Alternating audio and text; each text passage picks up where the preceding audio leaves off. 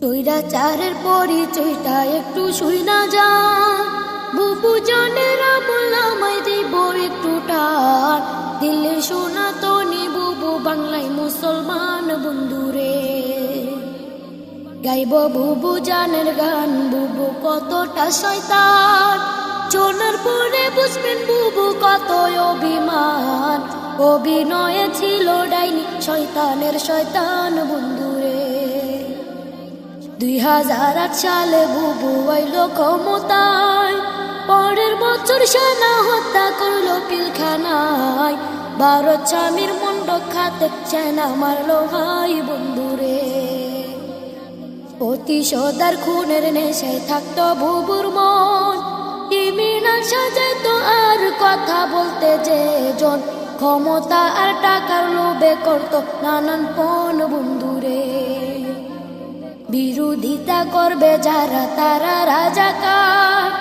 আলেমদেরকে মিথ্যা মামলায় দিত কারাগার আয়নাগরের ছিল বুবু বড় এক সর্দার বন্ধুরে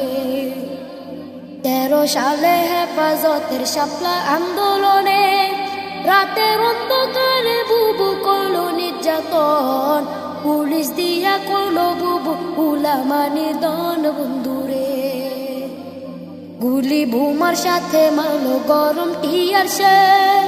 হাজারো প্রাণ কেড়ে নিল কাউকে দিল জেল মানবতার মুখোশধারী বুবুর খেলায় খেল বন্ধুরে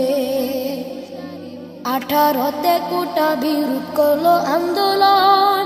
নুরুল হকরে বুঝ দিয়া কোনো দাদমন 24তে আইসা বুবু শুরুর আলাপন বন্ধুরে